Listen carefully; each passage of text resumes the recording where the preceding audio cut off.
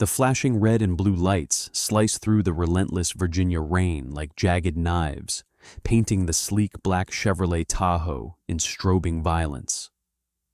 Inside sat a man who had commanded carrier strike groups, briefed presidents in the Situation Room, and steered battle fleets through the most treacherous waters on the planet. Yet tonight, on a deserted stretch of Highway 460, cutting through Isle of Wight County, Admiral Mason Brooks was nothing more than another black man in a luxury SUV, pulled over by a rookie officer hunting for trouble. What began as a routine traffic stop would detonate into a national crisis that would rattle the Pentagon itself.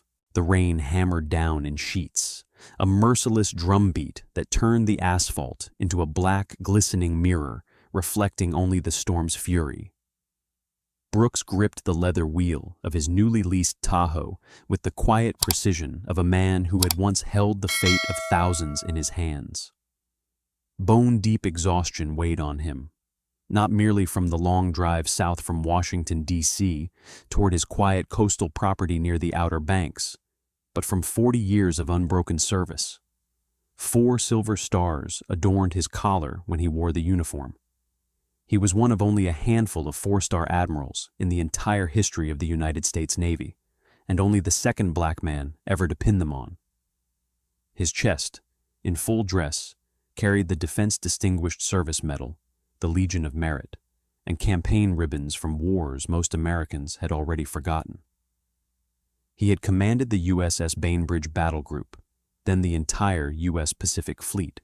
Tonight, however, he was simply Mason, clad in a soft navy blue quarter-zip sweater and dark slacks, heading home for a rare weekend of leave. He was passing through Windsor, Virginia, a quiet speck of a town notorious among truckers and out-of-state drivers as a speed trap. The Tahoe was brand new. Temporary dealer plates were taped exactly where the law required them, inside the dark-tinted rear window. Behind him, the sudden, savage eruption of strobe lights shattered the hypnotic rhythm of his windshield wipers. Red and blue flooded the rearview mirror. Brooks eased off the accelerator, checked the speedometer, 45 in a 55 zone, cautious in the downpour, and saw nothing that justified the stop. He hadn't swerved. He hadn't run a light. He signaled right, scanning for a safe place to pull over. The shoulder was a narrow strip of muddy gravel that dropped straight into a waterlogged ditch. Half a mile ahead, the neon glow of a BP gas station cut through the rain like a beacon. Standard procedure, he thought. Get to well-lit ground. Safer for everyone. He flicked on his hazards, acknowledging the cruiser, and maintained a slow, deliberate crawl toward the canopy lights. He had drilled this exact protocol into his own son, now a lieutenant commander, and into countless junior officers under his command. In the cruiser behind him, Officer Daniel Crocker, barely 2 years out of the academy, gripped the wheel so hard his knuckles blanched. To Crocker, the tinted SUV creeping past the dark stretches of highway was not a careful driver. It was a suspect attempting to flee. "Dispatch, Unit 4!" he barked into the radio, voice tight with adrenaline. "Vehicle failing to yield. Dark Chevy Tahoe. No visible tags. Eastbound on 460. Copy, Unit 4. Need backup?" "Affirmative. Initiating high-risk stop." The spike of adrenaline was pure and electric. Crocker had been trained to hunt the anomalous, the suspicious. In his mind, heavily tinted windows and no obvious plates on a rainy night equaled a drug runner, or worse. He never considered the temporary tag clearly visible through the rear glass. He saw only what he expected to see. A mile back, Officer Joe Gutierrez heard the call. A veteran with a reputation for a short fuse and aggressive tactics, Gutierrez slammed the accelerator. Sirens wailed as his cruiser roared toward the scene. Brooks pulled under the harsh fluorescent canopy of the BP station, parked, killed the engine, and rolled down the driver's window. Both hands rested firmly on the top of the steering wheel, exactly where any body-worn camera would see them. Routine, he told himself, just routine. Then the world tilted into nightmare. Crocker angled his cruiser behind the Tahoe, using the engine block for cover. The door flew open. The young officer stepped into the rain with his service weapon already drawn and leveled at Brooks's head. Seconds later, Gutierrez's cruiser skidded in from the side, boxing the Tahoe. Gutierrez was out before the vehicle even settled, gun drawn, sprinting for the passenger side. "Show me your hands! Show me your hands right now!" Crocker screamed, voice raw with manufactured panic. "My hands are on the steering wheel, officer," Brooks answered, deep voice steady and resonant over the roar of rain and shouted commands. He did not move a muscle. He understood the absolute necessity of stillness when facing armed, agitated police. "Get out of the car! Get out of the fucking car now!" Gutierrez bellowed from the passenger window, weapon trained on Brooks's chest. "Officers, I am keeping my hands visible," Brooks said, tone authoritative yet completely non-threatening. He had de-escalated carrier confrontations in the South China Sea. He was applying the same principles now. "I am not reaching for anything. I need you to tell me why I am being stopped." "I said get out of the car!" Crocker advanced a step, the muzzle of his pistol trembling slightly. "I am honestly afraid to get out," Brooks stated clearly, eyes locked on the young officer. He wanted every word on the body camera footage he knew they wore. He needed the record to show compliance mixed with justified fear of unprovoked aggression. Gutierrez lunged to the driver's side, face twisted in rage. "Yeah, you should be," he snarled. "You're fixing to ride the lightning, boy." A cold knot formed in Brooks's stomach. Ride the lightning, an archaic, ugly reference to the electric chair. A death threat, casual and pure, over a traffic stop. "Officer, I am an admiral in the United States Navy," Brooks said, voice dropping an octave, carrying the full weight of command. "My identification is in my wallet in my back pocket. I am not moving until you lower your weapons." "I don't care if you're the damn Secretary of Defense," Gutierrez yelled. "You're getting out of this car." He did not wait. He holstered the pistol, yanked a large canister of OC pepper spray from his belt, and without another word unleashed a heavy stream directly into Brooks's face. The pain was instantaneous and blinding, as if a hornet's nest had ignited inside his eyes and lungs. Brooks gasped, choking on the acrid chemical cloud that filled the cabin. Eyes squeezed shut, hands instinctively left the wheel to cover his face as he fought the overwhelming urge to claw at his burning skin. "Get out! Get out!" Gutierrez screamed, seizing Brooks by the sweater and violently yanking the 60-year-old man from the vehicle. Brooks stumbled into the rain, coughing, completely blinded. Before he could find his footing, Gutierrez drove a knee into his thigh. Brooks collapsed onto the wet concrete. Rough hands twisted his arms behind his back.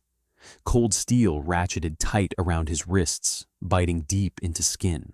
"Stop resisting! Stop resisting!" Crocker yelled, kneeling on Brooks's back. "I am not resisting," Brooks wheezed, face pressed against the oily, rain-slicked pavement. The man who had stood on the bridge of warships through typhoons was now helpless, assaulted by the very people sworn to protect him. Rain continued to beat down as he lay handcuffed, gasping, the spray searing eyes and throat. Every breath was a jagged intake of fire.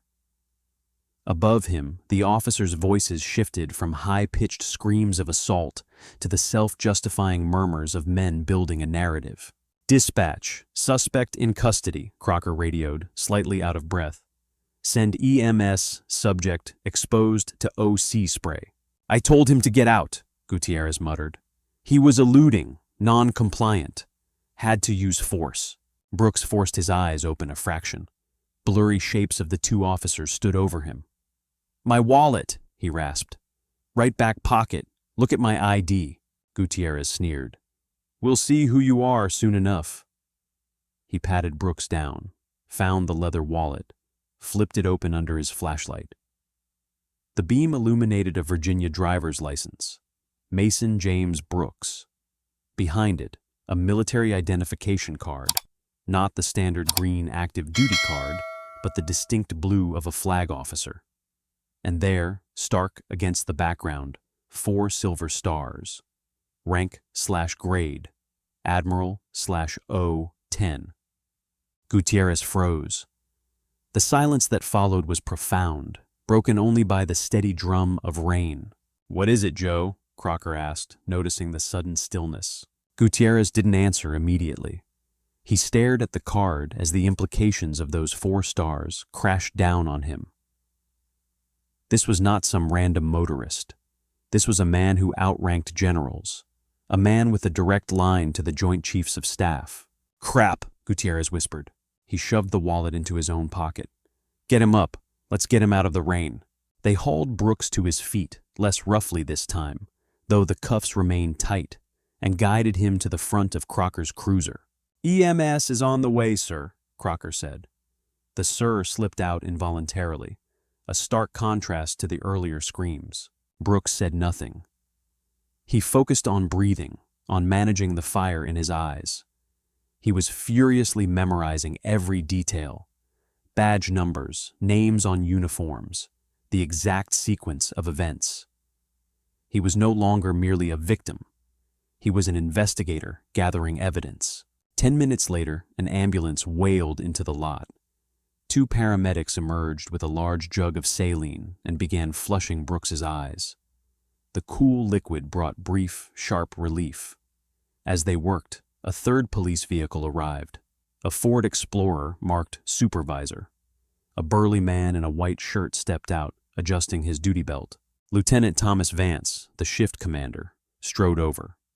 "What do we have?" His eyes lingered on the handcuffed black man being treated by EMS. Gutierrez pulled him aside, but Brooks's hearing remained sharp. "Traffic stop for no tags, Lieutenant. Subject refused to yield. Drove a mile before pulling over here. Highly uncooperative. Deployed OC and placed him in custody." "Weapon?" Vance asked. "No weapon," Crocker chimed in. "He just wouldn't listen." "And the tags?" Gutierrez pointed. "Temporary tag taped inside the rear window. Hard to see through the tint in the rain." Vance sighed. "All right, who is he?" Gutierrez hesitated, then handed over the wallet. Vance opened it.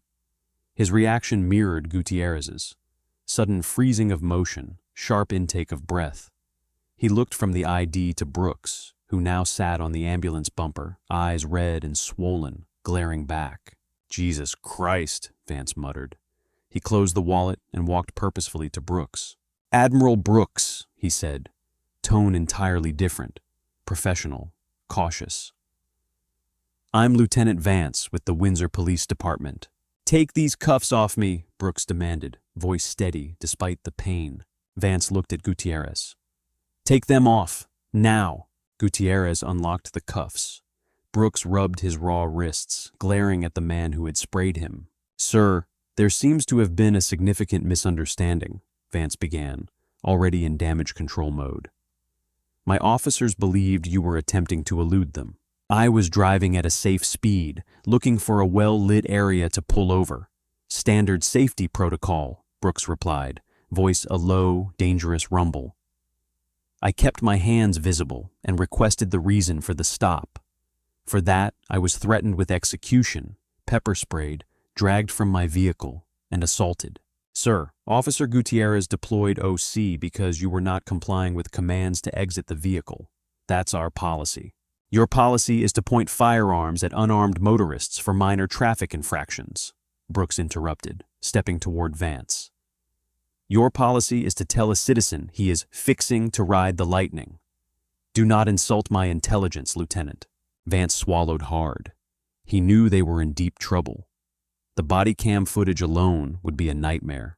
"Admiral, look, we can take you down to the station, process charges for obstruction and eluding.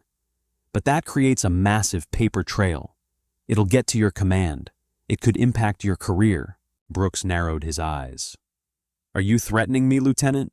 "No, sir, not at all." Vance raised his hands pacifyingly. "I'm offering a professional courtesy. We take the cuffs off, let EMS finish flushing your eyes, and you drive home. We drop the charges. We forget this happened. You keep your career intact. We avoid a messy situation. It was a classic police tactic, the phantom charge. Threaten severe fabricated charges to coerce silence, banking on the assumption that even a highly successful black man would be terrified of the justice system ruining his life. Brooks looked at the three officers. They saw a man they thought they could intimidate. He saw a systemic failure he was uniquely positioned to expose. "I will not be extorted," he said quietly. "It's not extortion, Admiral. It's a favor. If I have committed a crime, Lieutenant, arrest me." Brooks held out his wrists. "Charge me. Put it on the record. But know this. I will fight it, and I will demand the release of every second of footage from those body cameras." Vance stared at the four-star Admiral. He saw no fear, only cold, resolute fury.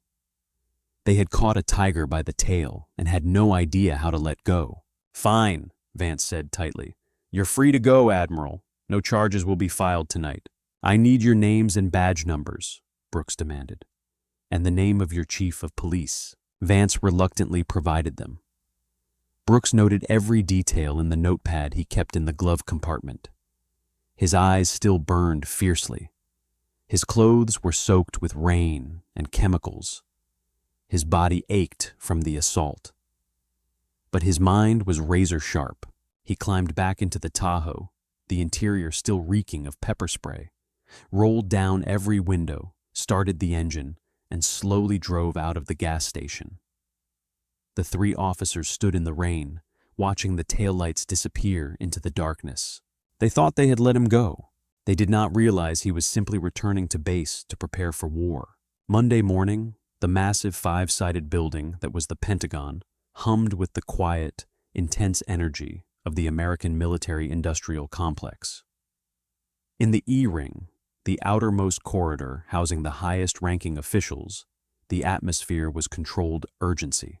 Admiral Mason Brooks sat at his expansive oak desk in service dress blues, 4 stars gleaming on his collar, ribbons a testament to a lifetime of discipline. Only the slight residual redness in his eyes hinted at the weekend's ordeal. Across the desk sat his chief of staff, Captain Sarah Jenkins, and his legal counsel, Commander David Ross. They had just finished watching the body camera footage. Using his considerable influence, Brooks had directed the Navy Criminal Investigative Service to secure the videos from the Windsor Police Department early Sunday morning, circumventing local bureaucracy. The video played on the large wall monitor in agonizing silence. The aggressive approach, drawn weapons, the horrific threat of riding the lightning, the blinding spray, the violent takedown. When it ended, Jenkins, a combat-seasoned officer, looked visibly shaken. "Sir, that is assault, a blatant violation of your constitutional rights." Ross, a sharp military lawyer, was already taking notes. "It's worse. Textbook excessive force, unlawful detention, civil rights violations under color of law. No probable cause for a high-risk stop. The threat alone is grounds for immediate termination and criminal charges." Brooks leaned back, expression unreadable. "They offered me a deal, David. Threatened to charge me with eluding and obstruction, implying it would ruin my career if I didn't walk away quietly." Ross shook his head in disgust. "Coercion. They knew they messed up and tried to bury it by intimidating you. They clearly didn't know who they were dealing with." "No, they didn't," Brooks said quietly. "They saw a black man in a nice car and assumed the worst. They acted with impunity because they believed I was powerless. If they do this to a 4-star admiral, what are they doing to the kid driving home from the grocery store?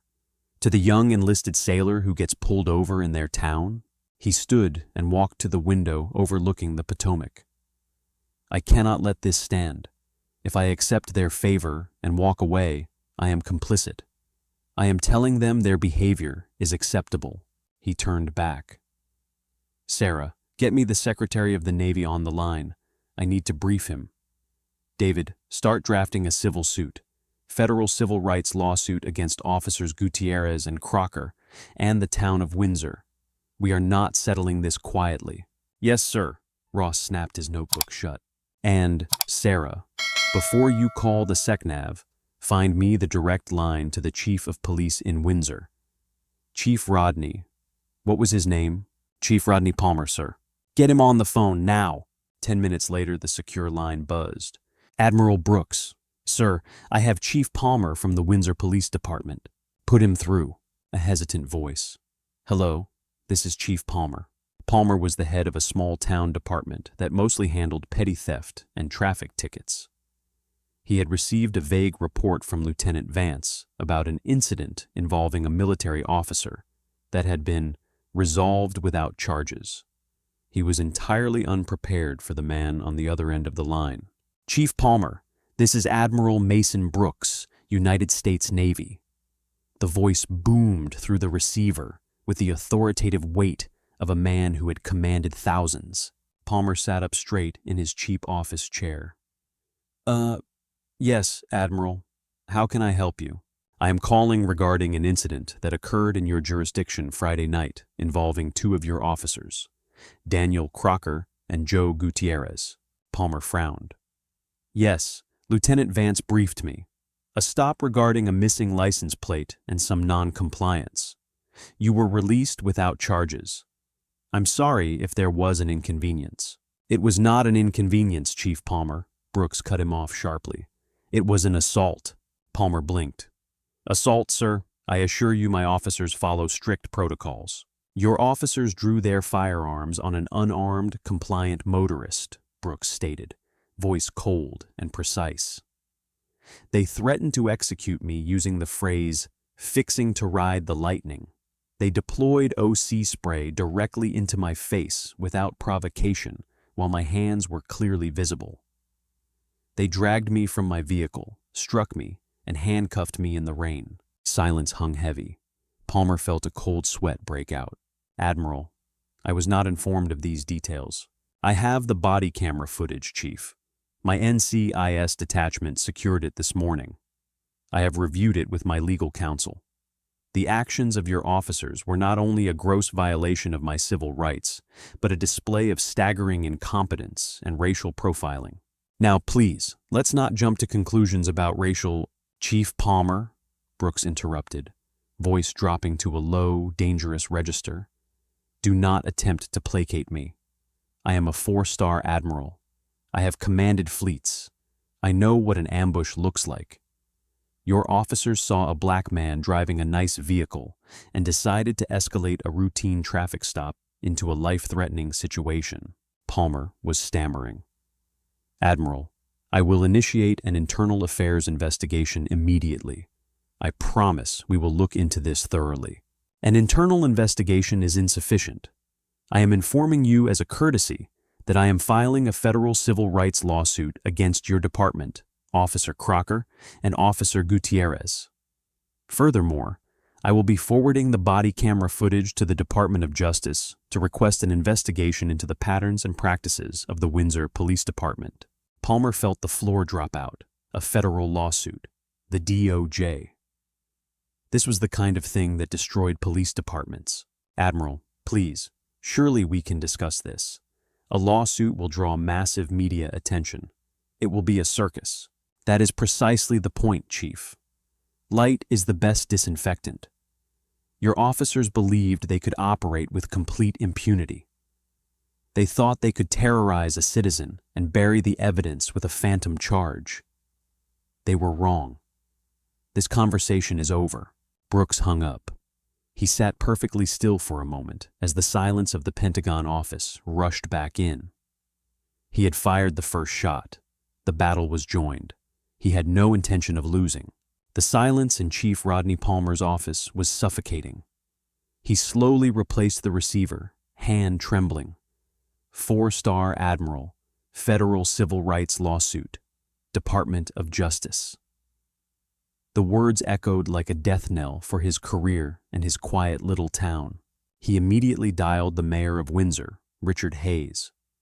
When Hayes heard the details, his reaction was a string of profanities lasting a full minute. "Get ahead of it, Rodney," Hayes bellowed. "Call the union. Call Bill Rourke. We need to control the narrative before this Navy hotshot turns us into the next national headline. Bill Rourke, the abrasive head of the regional police union, arrived in Windsor within the hour. Rourke made his living defending the indefensible, a master of spinning police misconduct into split-second, life-or-death decisions. "They're bluffing," Rourke scoffed, reviewing the incident report in Palmer's office. "He's throwing his weight around. We've got qualified immunity. The guy refused a lawful order to exit his vehicle during a high-risk traffic stop. Gutierrez used a non-lethal compliance tool. We stand by the officers." "Bill, he has the body camera footage," Palmer said, rubbing his temples. "So do we," Rourke replied with a sly grin. "And it's all about how you edit the movie, Chief."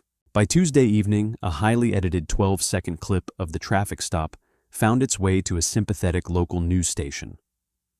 The clip was meticulously scrubbed of context.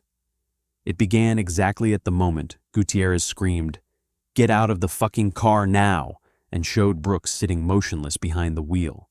It cut away right before the pepper spray. The local anchor ran the segment with a biased angle. A tense standoff on Highway 460. Windsor police forced to deal with an uncooperative driver who refused lawful commands during a dark, rainy traffic stop. Union officials say the officers acted by the book. In Washington, Commander David Ross burst into Brooks's office, holding a tablet playing the local broadcast. "Sir, they leaked a doctored clip," Ross said, jaw clenched. "They're trying to paint you as the aggressor, testing the waters to see if they can smear your reputation before we file the suit." Brooks watched the 12-second clip without blinking, without shouting. A chilling, calculated calm settled over him. This was exactly what he expected from a deeply entrenched system of localized corruption. They were doubling down. "Commander Ross," Brooks said, voice deadly quiet.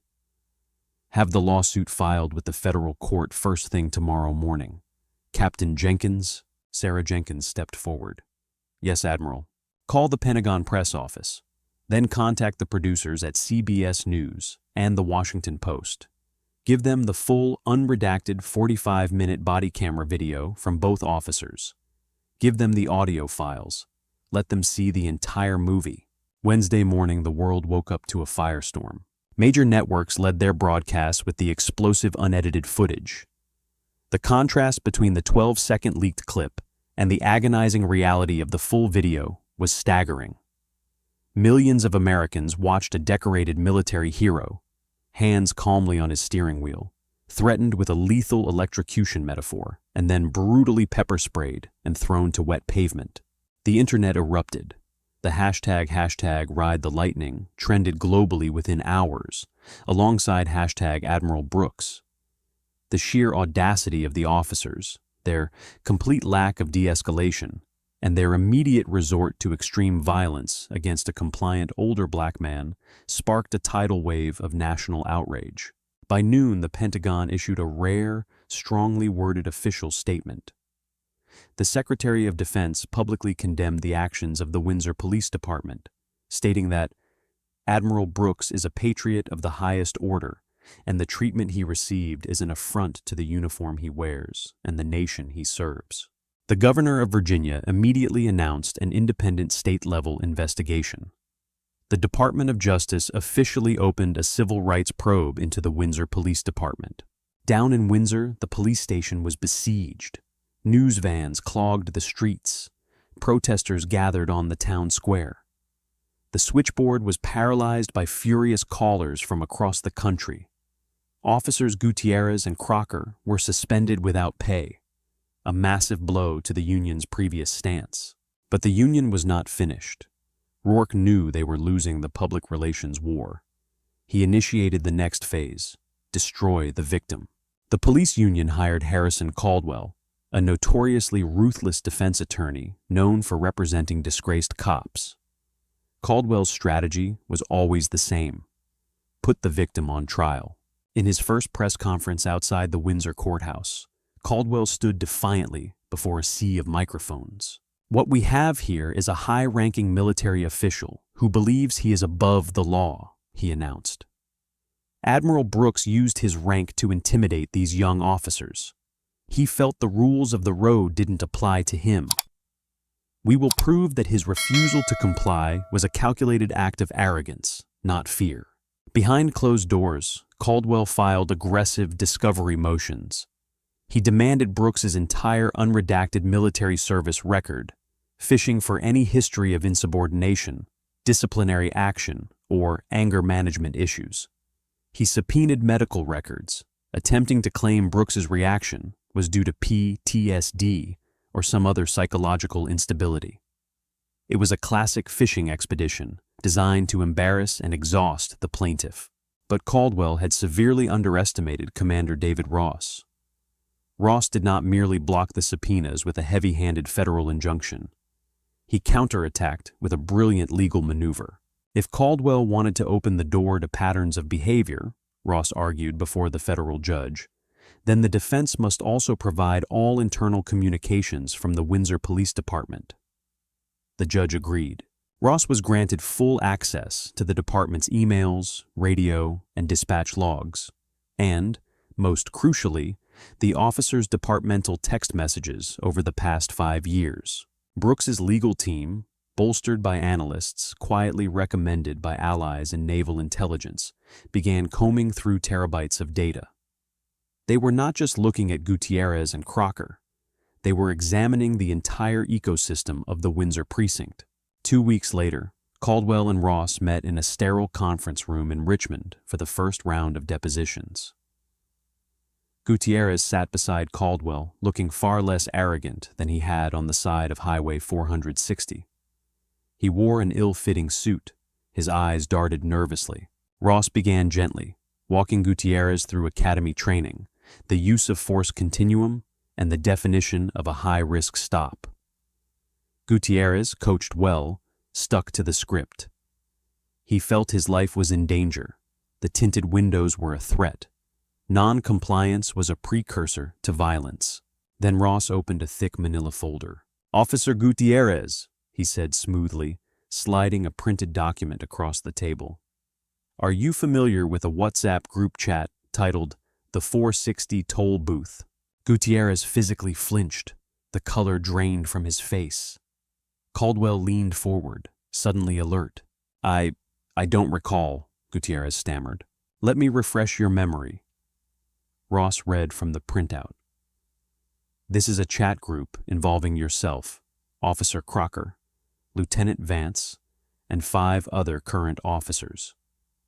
On the night of October 12th last year, you texted the group, 'Bagged another out-of-stater in a Benz tonight, dark tint. You know the drill. Had him shaking in his boots.'" Officer Crocker responded with a trophy emoji. Caldwell slammed his hand on the table. "Objection! This is entirely irrelevant to the events of the night in question. This is blatant character assassination." "It goes to pattern and practice, counselor," Ross fired back, never taking his eyes off Gutierrez. "And it gets worse. Let's look at the messages from the night my client was assaulted." He pulled out another page. 10 minutes before pulling over Admiral Brooks, Officer Crocker ran his temporary plates through the National Crime Information Center. The system returned the registered owner as Mason Brooks with an address in a highly affluent zip code in Washington, D.C. Crocker then texted you, "Got a live one, fancy D.C. address, no front tags, let's make him sweat." Gutierrez stared at the paper, mouth opening and closing silently. "You knew he wasn't a threat," Ross said, voice dropping into absolute condemnation. "You knew he was an older man driving a legally registered vehicle. You didn't pull him over because you suspected a crime. You pulled him over for a power trip. You and your colleagues treated a stretch of Virginia highway like your own personal hunting ground." Caldwell grabbed Gutierrez by the arm. "We are ending this deposition. My client is asserting his Fifth Amendment right against self-incrimination." "You can walk out, Mr. Caldwell," Ross said coldly as the defense attorney scrambled to pack his briefcase.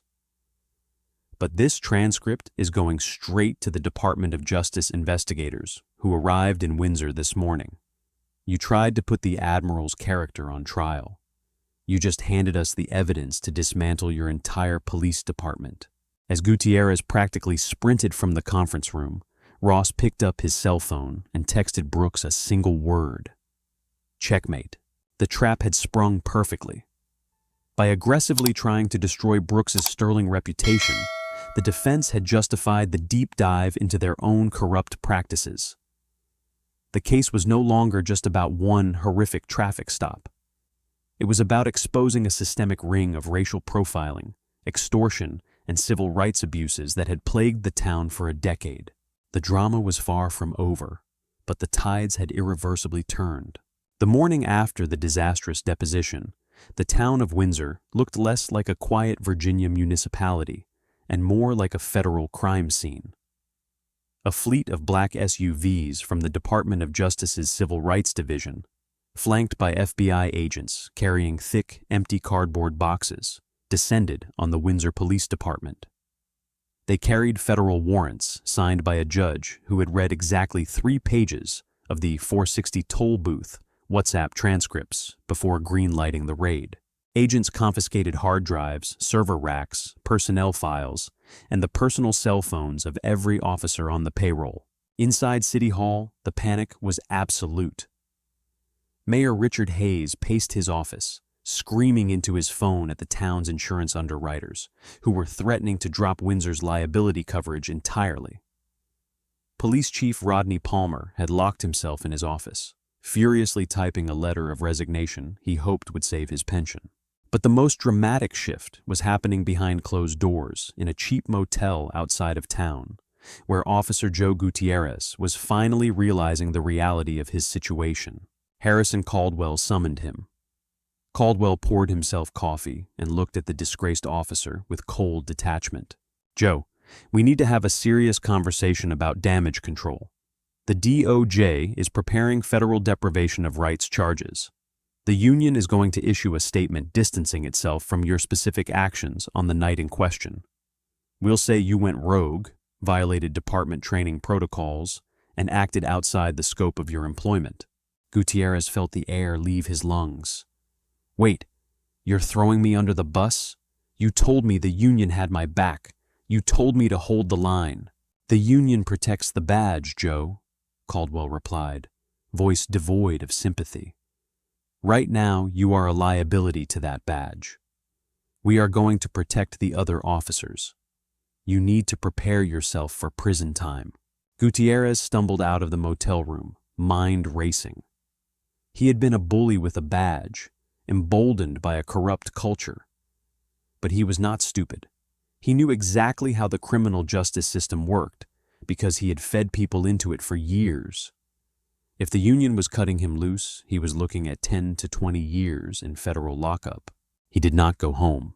Instead, Gutierrez drove straight to the FBI field office in Norfolk.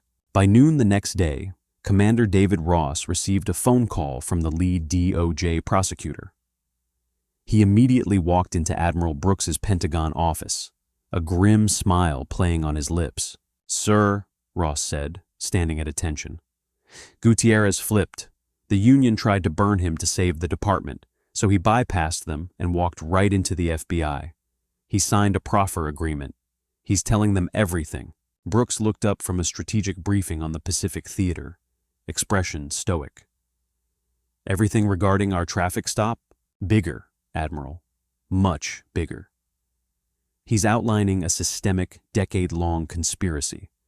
He testified that the town administration, including the mayor and the chief of police, mandated illegal quotas. They explicitly directed officers to target out-of-state drivers, specifically minorities, using tinted windows and temporary tags as pretextual stops.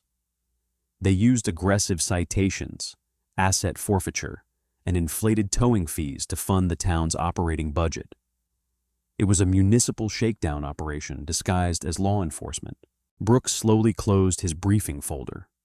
The battle had escalated from a personal civil rights violation to the dismantling of an entire corrupt enterprise. "And Officer Crocker? Indicted this morning," Ross confirmed, along with 4 other officers in that group chat, Chief Palmer and Mayor Hayes. "The DOJ is freezing the town's assets. The FBI has wire fraud charges pending against the mayor for misappropriating the funds they stole from motorists. Good, Brooks said quietly, standing and smoothing his uniform jacket. But criminal charges aren't enough. People go to prison, but the system rebuilds itself with new faces. We need to tear the foundation out. What are your orders, Admiral? Contact the town's legal representation. Tell them we are ready to discuss the terms of our civil settlement. And tell them I require a face-to-face meeting with Mr. Gutierrez as part of the conditions. Ross looked surprised. Sir, you don't have to sit in a room with that man ever again. The criminal courts will handle him. I am aware of what the courts will do, David, but he needs to understand exactly who he tried to break. Set it up. The settlement conference took place not in a courtroom, but in a cavernous, windowless conference room, deep within a neutral federal building in Richmond. The air conditioning hummed aggressively, keeping the room at a sterile, freezing temperature that perfectly matched the atmosphere. The town of Windsor, now facing absolute municipal bankruptcy and entirely abandoned by its liability insurance underwriters, was completely at Admiral Mason Brooks's mercy. Across the wide expanse of polished mahogany sat the town's newly appointed emergency legal counsel.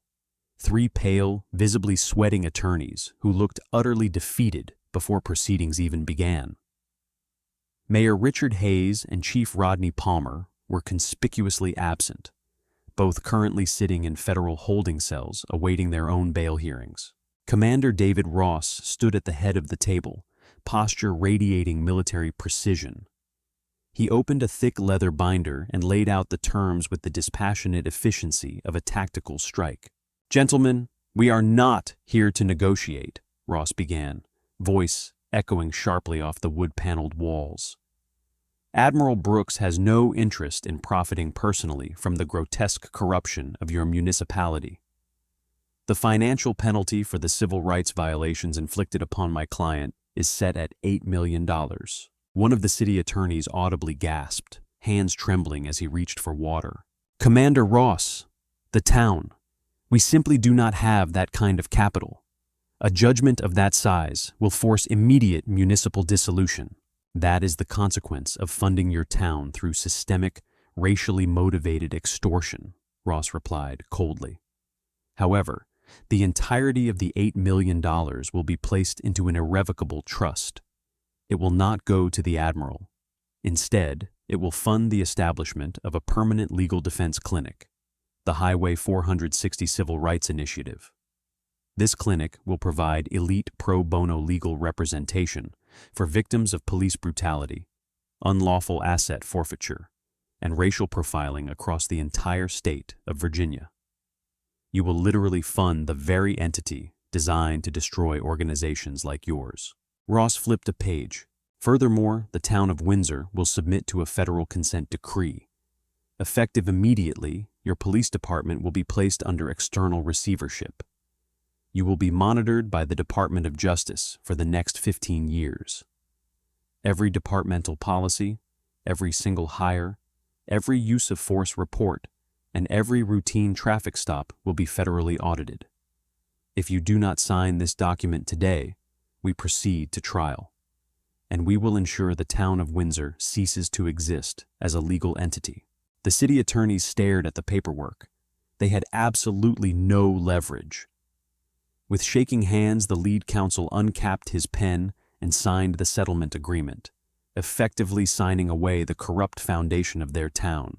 With the paperwork finalized, the city's legal team hastily packed their briefcases and practically fled the room. They left only Admiral Brooks, Commander Ross, and a single heavily armed United States Marshal guarding the heavy oak door. "It is done, Admiral," Ross said quietly, closing his binder. Brooks nodded once. "Bring him in." Ross signaled the Marshal. A moment later, the heavy door clicked open, and Joe Gutierrez was escorted into the freezing room. The man who walked through the door was unrecognizable from the terrifying armed enforcer who had stalked the rainy pavement of Highway 460. Gutierrez was currently out on federal bail, awaiting a sentencing hearing that would undoubtedly send him away for over a decade. He wore a cheap, oversized gray civilian sweater and unwashed slacks. His shoulders were slumped, posture curled inward as if he were trying to shrink himself out of existence. The arrogant swagger was entirely gone, replaced by the hollowed-out, deeply terrified look of a man whose life had completely and irreversibly disintegrated. He sat in the chair previously occupied by the city attorneys, across from the four-star Admiral. Brooks, dressed impeccably in his Navy service dress, blue uniform, looked like a monument carved from dark granite. The 4 silver stars on his collar caught the harsh fluorescent light. He let the silence stretch.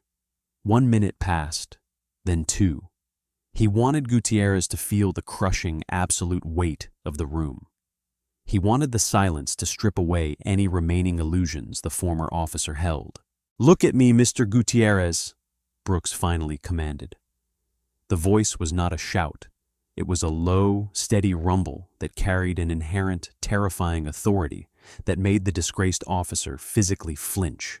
Gutierrez slowly raised his head. His eyes were bloodshot and rimmed with dark circles. He was unable to meet Brooks's unwavering gaze for more than a fraction of a second before looking down at his own trembling hands. "When you pulled my vehicle over on that dark highway," Brooks began, every word precise and cutting, "you did not see a fellow citizen. You did not see an American whom you swore an oath to protect. You saw a target. You saw an older black man whom you believed you could humiliate, terrorize, and extort because you operated under the delusion that the cheap piece of tin on your chest made you a god." Gutierrez swallowed hard, throat working convulsively. A single tear slipped down his cheek and dropped onto the mahogany table. "Admiral, I am so sorry. I lost my way. The department, the quotas. I was just following the culture." "Do not insult my intelligence by blaming culture," Brooks cut him off, voice cracking like a whip. "I have commanded tens of thousands of young men and women in active combat zones. I have sent them into the most dangerous waters on this planet, into situations where their lives were in actual imminent peril. And I demand from an 18-year-old enlisted sailor more discipline, more restraint, and far more moral courage in a single afternoon than you displayed in your entire miserable career." Brooks leaned forward slowly, placing his large, heavily scarred hands flat on the table, closing the physical distance between them. "You drew your service weapon on an unarmed, compliant man. You threatened to execute me. You used a chemical weapon to blind me while my hands were clearly visible. And you threw me into the mud," Brooks said, voice dropping to a terrifyingly quiet, intense register. "But you failed to break me, because true authority does not come from the barrel of a gun, and human dignity cannot be taken by brute force." Gutierrez was openly weeping now, face buried in his hands, shoulders shaking with ragged, pathetic sobs. "You are going to federal prison," Brooks continued, entirely unmoved by the tears. "You will lose your freedom, your pension, your reputation, and your right to ever wear a uniform again. But I demanded you be brought into this room today so you could look directly at the face of the man who ended your reign of terror. I want you to remember this face every single day you sit in your 6x9 cell. I want you to remember that when you went looking for a victim to abuse, you pulled over the wrong man." Brooks stood in one fluid motion, towering over the broken former officer. He adjusted his pristine white cover, the gold braid gleaming sharply. He did not look back at Gutierrez. "Commander Ross, our business here is concluded." Without waiting for a response, Admiral Mason Brooks turned and walked out of the conference room, his stride perfectly measured and purposeful. He navigated the quiet corridors of the federal building, pushed through the heavy glass double doors, and stepped out into the bright, blinding Virginia sunlight. The domestic battle was decisively won. A systemic criminal enterprise disguised as law enforcement had been completely eradicated, and a powerful precedent had been forged that would echo across the nation. He climbed into the back of his waiting Navy staff car. The engine purred to life. He had a fleet waiting for his orders, and the deep waters ahead required his absolute attention. Admiral Brooks's story stands as a chilling reminder of the realities that still exist on the dark stretches of American highways, where power is abused and the vulnerable are targeted. But more importantly, it is a testament to the incredible power of moral courage. Brooks did not merely fight back for himself. He used his immense platform, his unyielding discipline, and his strategic brilliance to dismantle an entire system of corruption that had preyed on innocent citizens for years. He proved that true strength is not measured by the volume of one's voice or the weapon on one's hip. It is measured by the unshakable resolve to hold the line for justice, no matter the personal cost.